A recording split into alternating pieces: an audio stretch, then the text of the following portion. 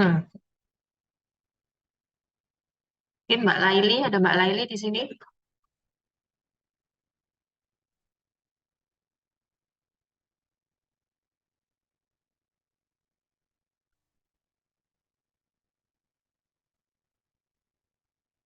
Mbak Prima, gimana sosial kognitif teori itu? Prinsipnya gimana dari SCT itu sendiri? Silakan.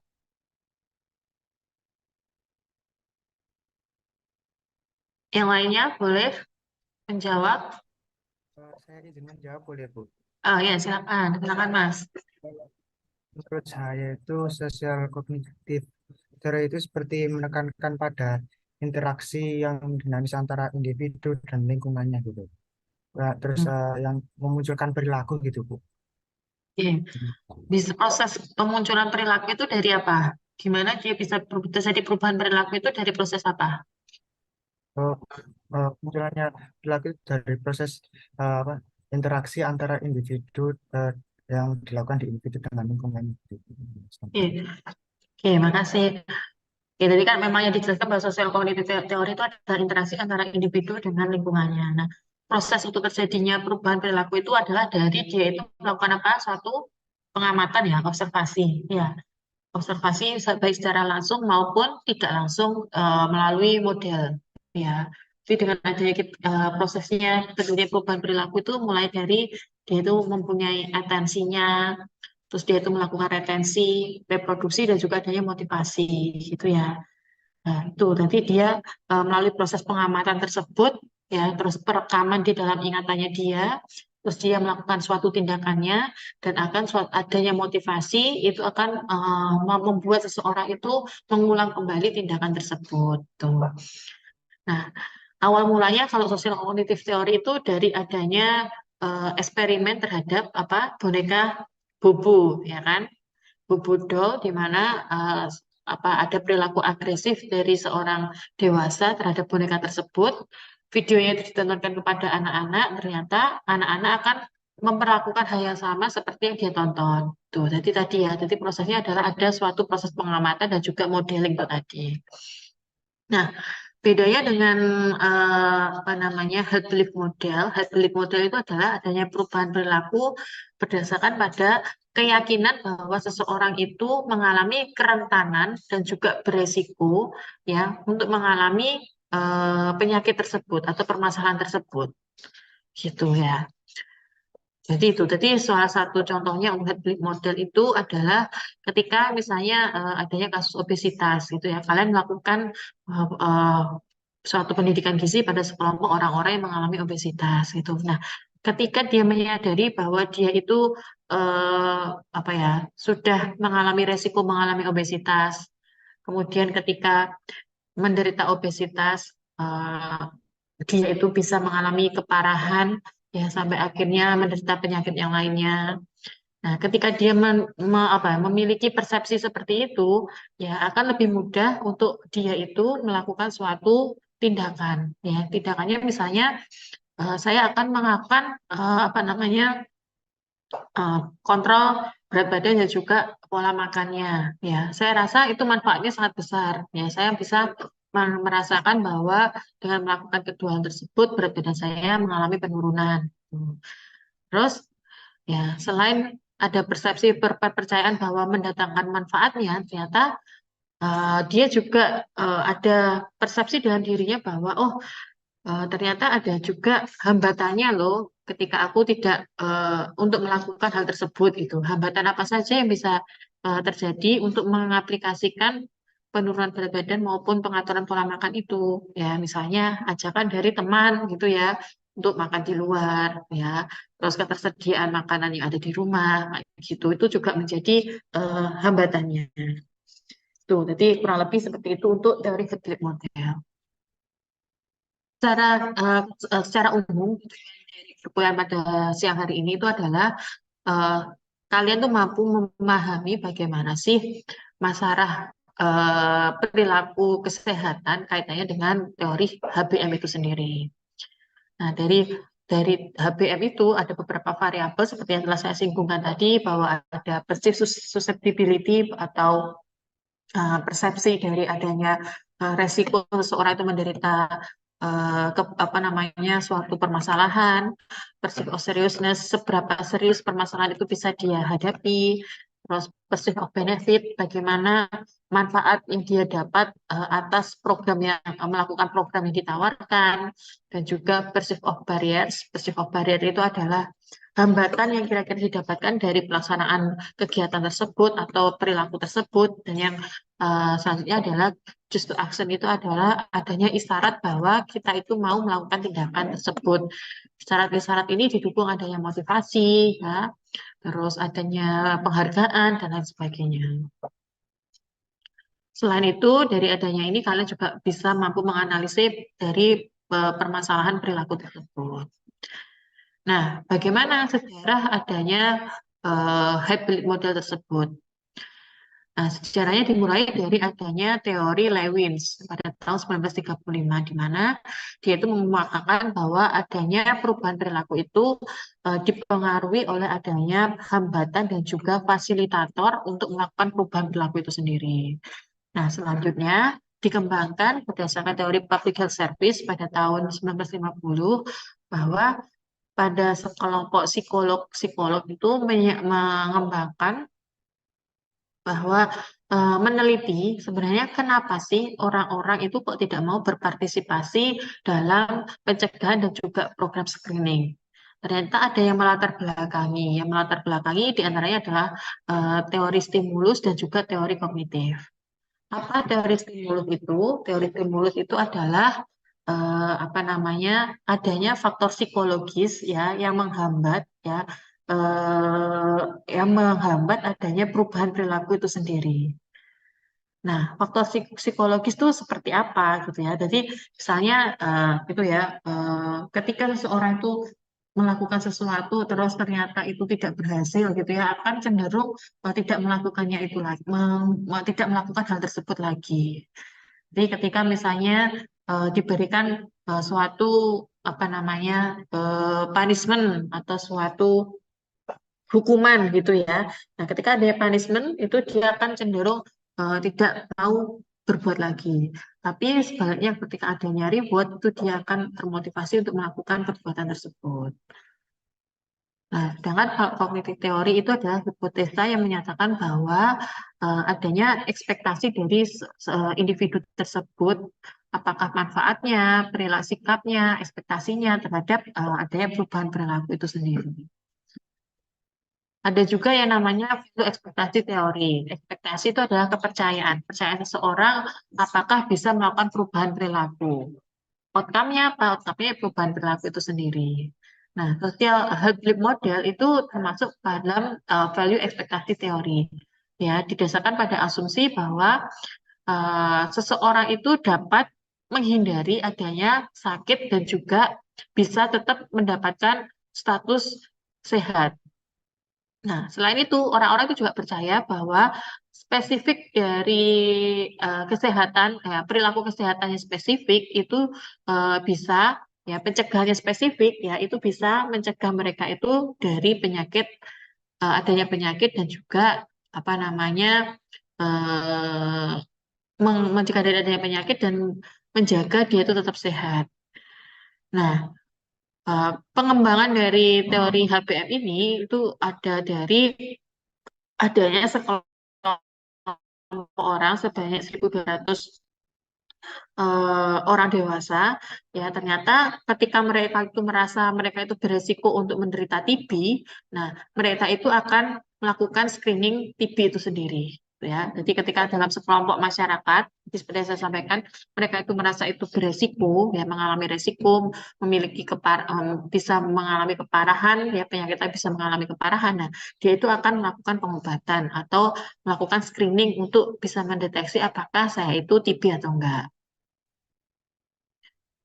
Nah, hybrid model itu pertama kali ya ditemukan oleh Rosenstock, ya, kemudian dilanjutkan oleh Becker. Ya, sekarang ya hybrid model itu tidak hanya untuk memprediksi perilaku pencegahan ya berdasarkan treatment tertentu, tetapi juga berdasarkan pada masalah-masalah yang lainnya saja. Ya, jadi tidak hanya untuk outcome penyakit-penyakit tertentu, tapi masalah kesehatan yang lainnya itu juga bisa dilakukan. Nah, konsep dari herd model itu seperti ini. Jadi ada selain dari faktor individu, ya, ada faktor demografis lainnya yang mempengaruhi adanya faktor individu ini tadi, ya, persepsi di dalam individunya itu tadi. Nah, hal-hal inilah nanti akan mempengaruhi adanya perubahan perilaku. Jika dijabarkan lebih lanjut itu seperti ini. Jadi adanya sosial demografi faktor, ya baik pendidikan, ya jenis kelamin, etnis atau suku, eh, umur. Nah, itu nanti akan mempengaruhi persepsi dari diri individunya. Ya, persepsi itu adanya ekspektasi dan juga ekspektasi itu yang diharapkan dan juga ancamannya. Ekspektasi ini diartikan dalam kerangka perceive of benefit, ya. Benefitnya itu apa? Terus ada juga perceive of hambatannya itu apa? Nah, terus habis itu ada juga perceive of self efficacy, efikasi dirinya itu seperti apa. Nah, di dalam ancamannya itu adalah bagaimana sih ketika dia merasa tadi ya beresiko dan merasa parah untuk menderita hal tersebut, ya itu termasuk di dalam ancamannya. Dari adanya persepsi tersebut akan muncul suatu tindakan, ya tindakan perilaku. Perilakunya ini akan didukung oleh adanya motivasi media massa, hadiah-hadiah seperti itu akan mendukung adanya perubahan perilaku. Nah, gambar yang lebih jelasnya seperti ini ya. Jadi faktor yang dapat dimodifikasi itu diantaranya faktor demografi, sosial ekonomi, ya, dari faktor personality, pendidikan, ancamannya itu ya perceived threat, ya ancamannya itu seperti apa? Perceived threat itu terdiri dari perceived susceptibility dan severity, ya. Terus dari adanya push to action itu akan mempengaruhi perceived threat-nya itu sendiri dan akhirnya akan mempengaruhi adanya suatu perilaku. Nah, perceived benefit dikurangi perceived barrier. Jadi di dalam selain kita itu berpendapat bahwa hal tersebut bisa mendapatkan manfaat buat kita, tetapi hal negatifnya itu adalah hambatan apa yang bisa kita alami dari uh, untuk melakukan hal tersebut. Nah, tadi sudah disinggung untuk komponen hybrid model. Yang pertama itu adalah perceived susceptibility. Jadi di sini dijelaskan bahwa uh, bagaimana, sejauh mana yang kamu pikirkan bahwa kamu itu dapat mengalami masalah kesehatan tersebut. Ya. Seberapa besar resikonya gitu ya. Perceived susceptibility itu adalah kelompok yang beresiko. Seberapa besar resiko saya menerima hal tersebut. Terus yang kedua adalah perceived severity. Severity adalah seberapa serius masalah tersebut, ya, seberapa serius keyakinan Anda mengalami masalah tersebut gitu.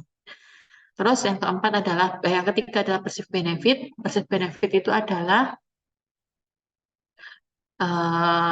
dari seberapa seberapa bagus ya, seberapa besar ya perilaku yang apa ya, program yang ditawarkan itu dapat mereduksi ya, mereduksi resiko yang akan kamu terima gitu.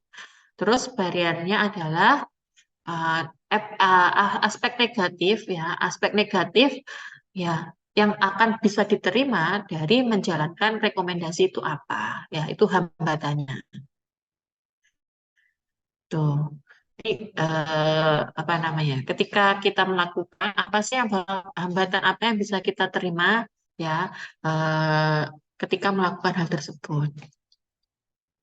Selain keempat komponen tersebut, ada dua komponen tambahan, yaitu adanya push to action.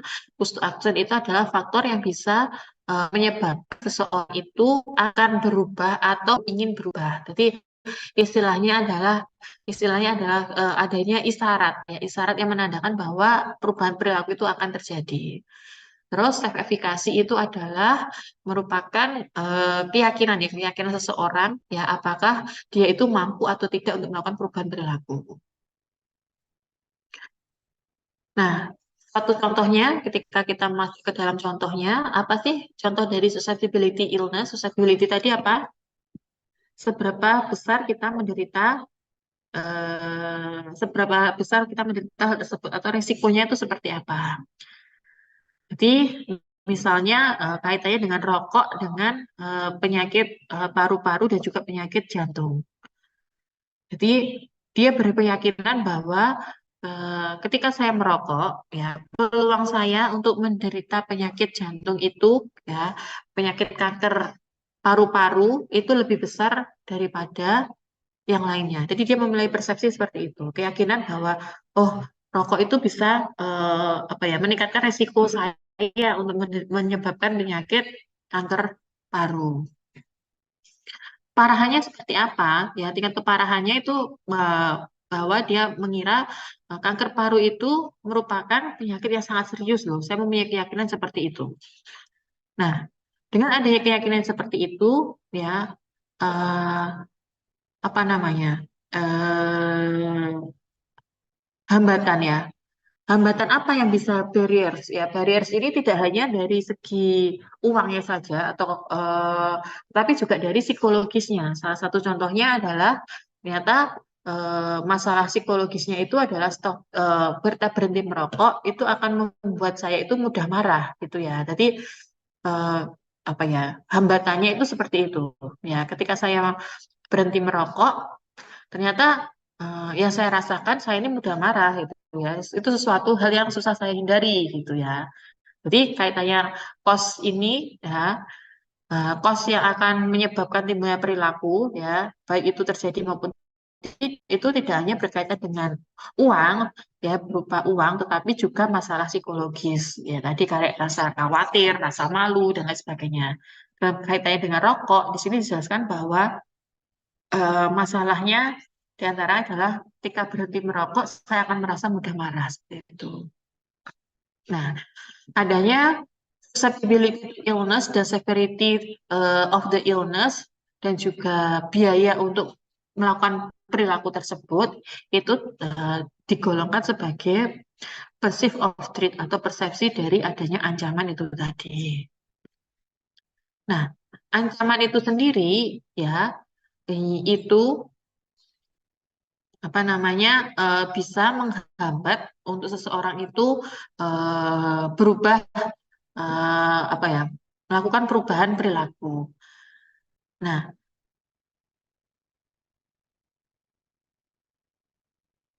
nah ketika ancaman itu bisa diatasi dengan sesuatu hal yang positif, ya misalnya ya.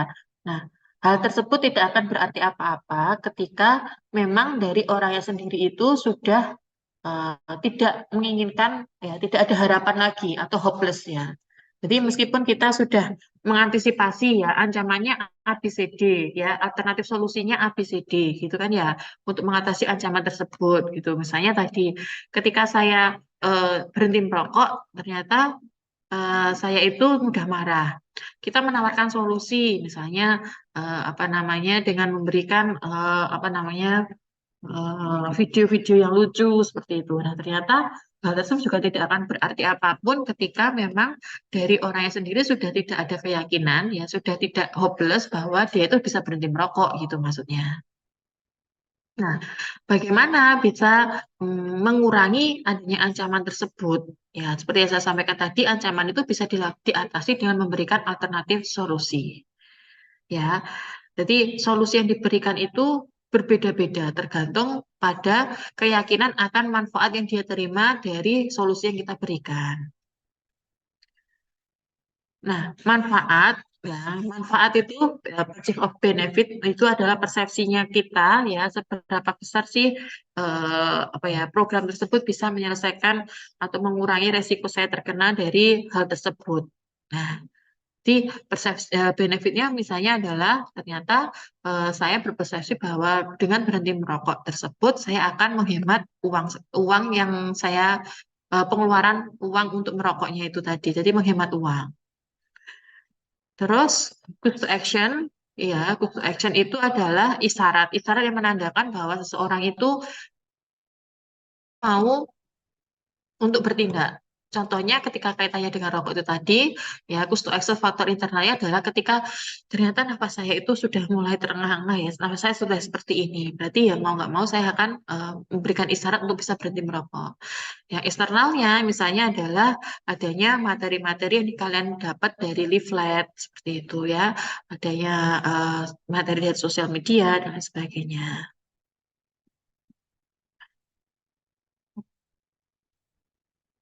Nah, kapan sih sebenarnya seseorang itu bisa dikatakan untuk bisa mengalami perubahan perilaku? Ya, ketika dia itu siap, kesiapannya itu tinggi apabila dia merasa manfaatnya itu lebih besar daripada eh, hambatannya. Terus eh, rendah itu ketika manfaatnya itu lebih rendah daripada hambatannya. Nah, ketika manfaat sama hambatannya itu tinggi, itu bisa menyebabkan konflik pada diri orang itu sendiri ya sama-sama tinggi gitu ya. Jadi bisikan, kalau kita di sana di sini tuh ada bisikan-bisikan, ojo ngono, ojo ini bisikan-bisikannya itu sama-sama tinggi. Ketika kita merasa oh manfaat sama hambatannya itu sama-sama besar, ya hal tersebut akan susah untuk diselesaikan. Mengatasi hal tersebut itu akan cenderung lebih susah.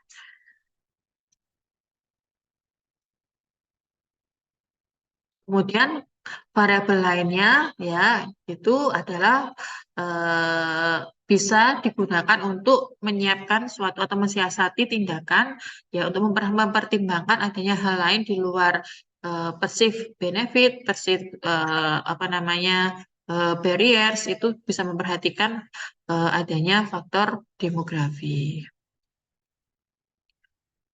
Nah, dari apa yang saya contohkan tadi, mungkin ada pengalaman dari kalian, ya, penerapan sebenarnya kalian sudah menerapkan loh adanya herd belief model ini sendiri atau pengamatan-pengamatan yang kalian lakukan di lingkungan ternyata yang mereka lakukan itu sudah menerapkan apa namanya eh, pembelajaran dari konsep herd belief model. Ada yang mau menambahkan? Ada yang mau berpendapat mungkin di sini?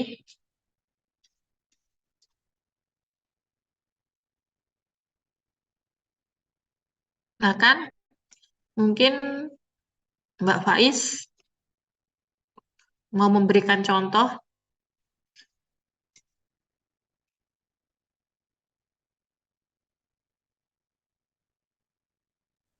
Bu, saya izin tanya boleh, Bu? Ya, silakan. Untuk yang penerapan HBM itu apakah juga dipengaruhi karena itu Bu, apa namanya, eh, proses eh, pemberian didikan kepada orang orang tua kepada anaknya gitu. Apakah juga dipengaruhi itu? Iya, iya. Jadi adanya faktor tadi ya, faktor selain persepsi yang ada di dalam individu, ternyata kan juga kalau berdasarkan teori ini, ya ada variabel itu juga mempengaruhi ya, sosial psikologis dan juga struktural. Jadi termasuk di sini adalah tadi ya pengaruh adanya apa namanya ya, yaitu tadi dari apa ya penerapan perilaku ya, pendidikan. Itu kan termasuk pendidikan ya, pengetahuan apa, termasuk pendidikan non formal gitu kan ya istilahnya ya. Itu juga mempengaruhi dari adanya persepsi yang ada di dalam eh, individunya itu tadi. Ya, dalam health belief modelnya itu tadi. Ya, jadi ada variabelnya itu tadi, Mas, termasuk di situ. Gitu. Baik Bu, terima kasih. Ya, ada lagi mungkin yang tadi pertanyaan saya. Mungkin dari Mas, Mas apa tadi? Mohon maaf, Muhammad Saifuddin Ramadhani, Bu. panggilannya siapa? Mas Danu, Danu, Bu. Danu. Ya, Iya. ya. Mungkin ada contoh jadi kan tadi sudah disinggung sama Mas Danu bahwa apakah peran keluarga itu juga mempengaruhi dari adanya hybrid model. Mungkin contoh dari Mas Danu sendiri yang Mas Danu lihat itu seperti apa?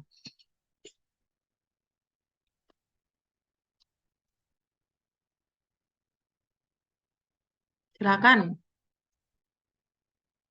Oh, kalau contoh dari saya sendiri itu biasanya dilihat dari itu perilaku orang tua mendidik saya itu kayak, oh kamu nggak boleh gitu, jadi ini ya nanti orang tua itu menyontohkan ke saya gitu Bu. Oh, akhirnya saya tahu terus gimana Bu penerapannya, akhirnya dikasih tahu gitu Bu. Seperti kayak apa ya, secara tidak langsung kayak pengen itu memperlihatkan perilakunya orang tua itu kayak gimana gitu Bu. Oke. Jadi dari persepsinya orang tua itu seperti apa, akhirnya persepsi tersebut ditularkan ke kamu gitu maksudnya ya.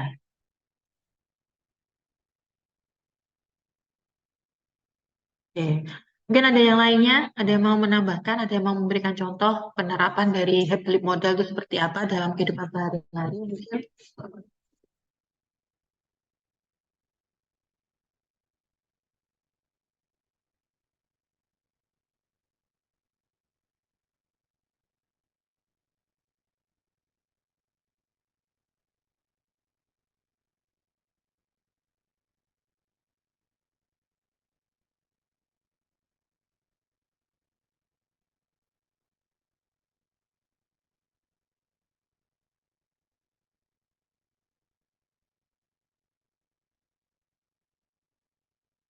Oke, mungkin saya kasih contoh. Misalnya gini ya, jadi ah, kita ambil contoh kegiatan pada saat masa pandemi kemarin gitu ya.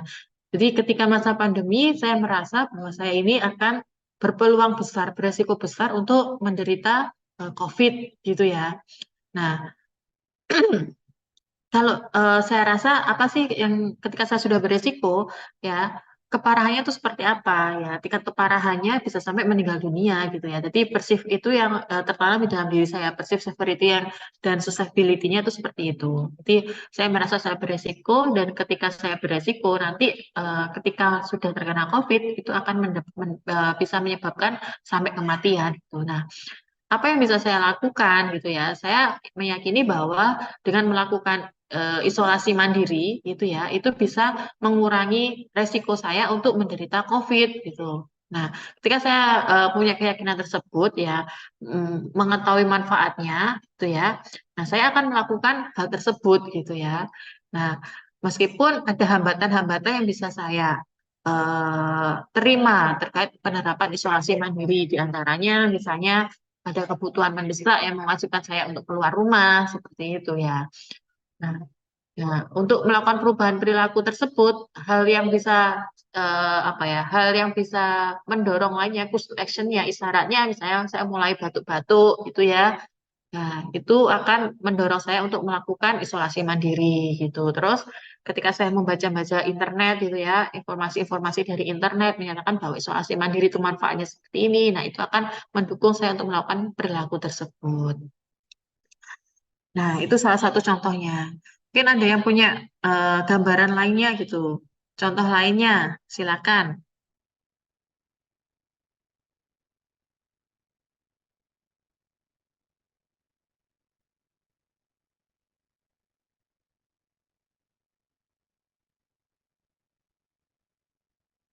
Mohon izin Permisi Bu, izin Ah, menyampaikan pendapat. ya, silakan.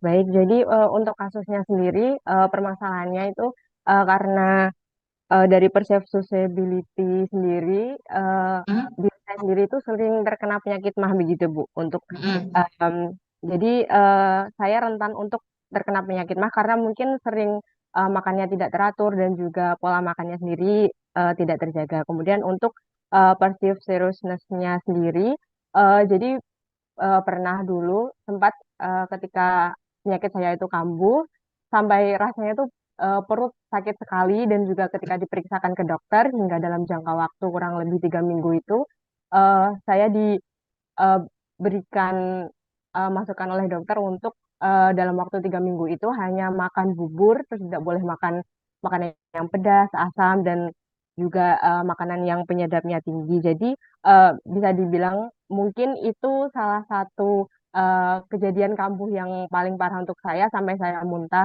kemudian demam dan sama sekali tidak nafsu makan. Kemudian untuk perceived benefitnya sendiri, setelah eh, beberapa kali mengalami penyakit tersebut, jadi saya mulai merasakan manfaatnya kalau saya menjaga pola makan sendiri, seperti yang pasti tidak sakit perut lagi dan juga badan sendiri rasanya lebih bugar dan dalam melakukan kegiatan itu lebih lancar begitu. Kemudian untuk perceived barrier-nya sendiri, untuk hambatan yang selama ini saya rasakan dalam menjaga pola makan itu, jadi mungkin bisa dibilang nafsu makan saya itu kurang. Jadi untuk hambatannya untuk bisa mempunyai pola makan dan juga waktu makan yang teratur itu, saya sendiri merasakan hambatannya itu nafsu makan saya kurang. Jadi Mm. kurang bisa menjaga pola makan. Dan kemudian untuk queue of action-nya sendiri, untuk faktor pendukungnya sendiri, sebenarnya dari orang tua pastinya sangat mendukung anaknya untuk bisa makan secara teratur. Salah satunya itu dengan mengingatkan dan juga Nggak memberikan bisa. uang saku, dan juga mungkin apa ya, pendukungnya sendiri juga melihat dari benefit-benefit yang saya rasakan ketika penyakitnya itu tidak kambuh. Jadi itu menjadi salah satu faktor pendukung saya untuk bisa terus menjaga pola makan agar penyakitnya itu tidak kambuh. Begitu, Bu. Terima kasih. Oke, terima kasih. Dengan Mbak siapa tadi? Noviana, Bu. Oke, terima kasih Mbak Noviana. Sudah komprehensif banget ya penjelasannya. Makasih. Jadi sudah ya tadi contohnya ada juga seperti yang hampir sama dengan yang saya contohkan di penyakit COVID itu tadi ya. Tadi ada satu lagi, silakan siapa tadi? Mau bertanya atau mau mengomentari tadi siapa?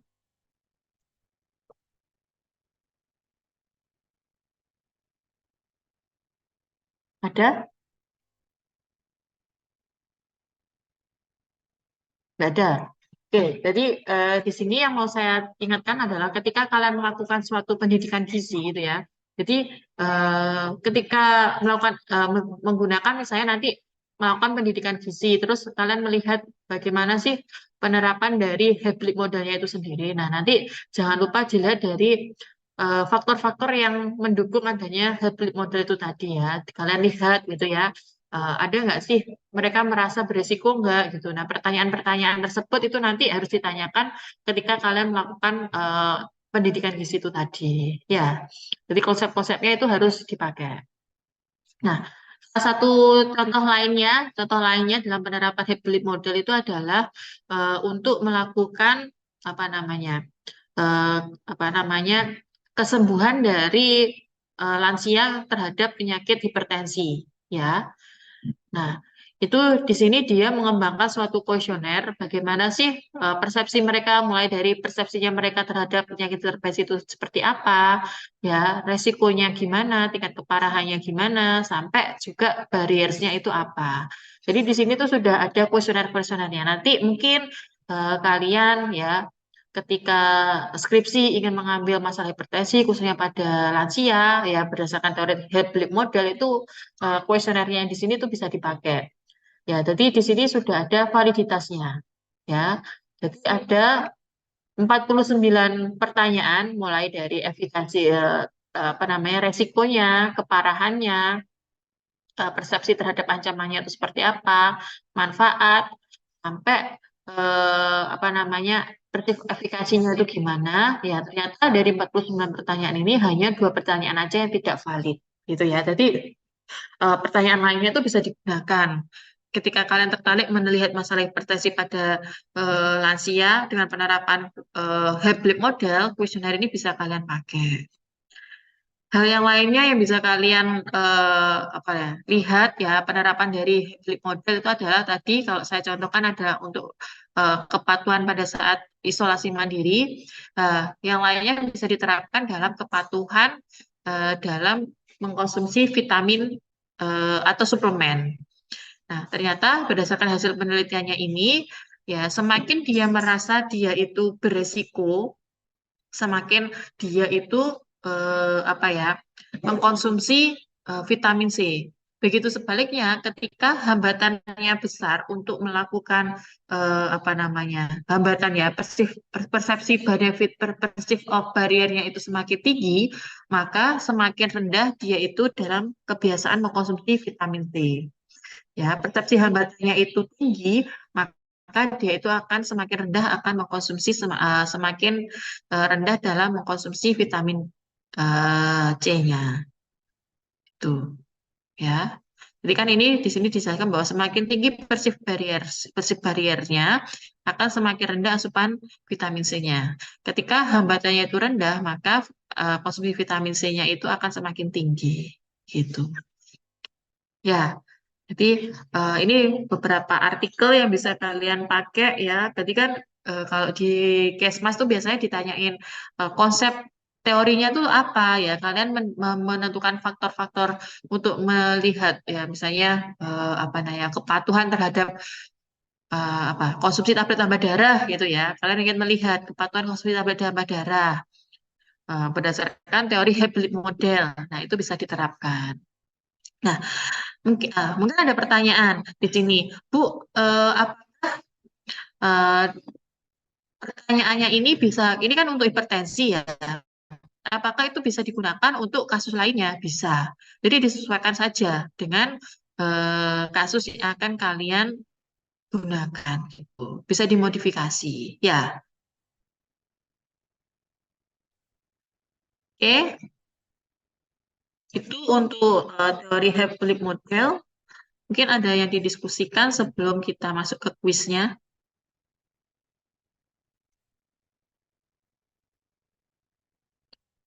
Eh, Mau absen dulu? Absen dulu aja ya. Bentar. Absen dulu terus baru kuis.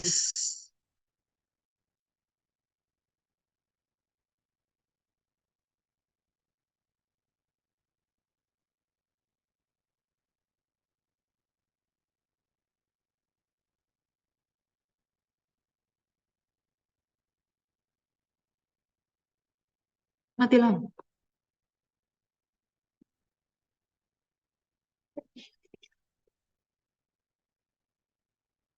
Bahkan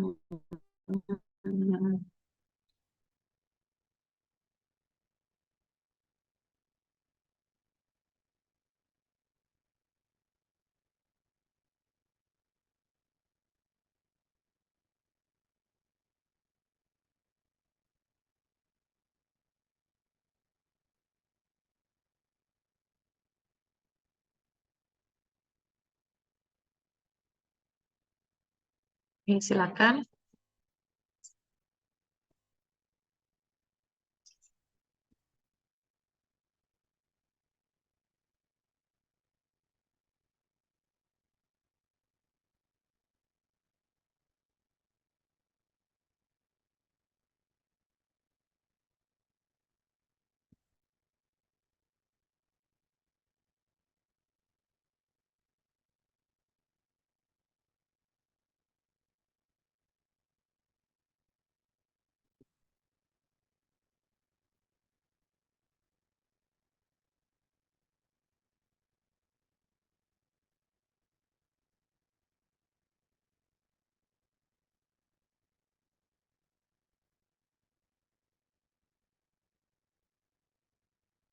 Benita ada? Benita ada? Dah. Benita Hadir, Bu. hadir. Carisa? Oke. Kevin? Hadir, Bu. Oke. Udah semua ya. Oke, linknya ada di chat ya, di kolom chat untuk link kuisnya.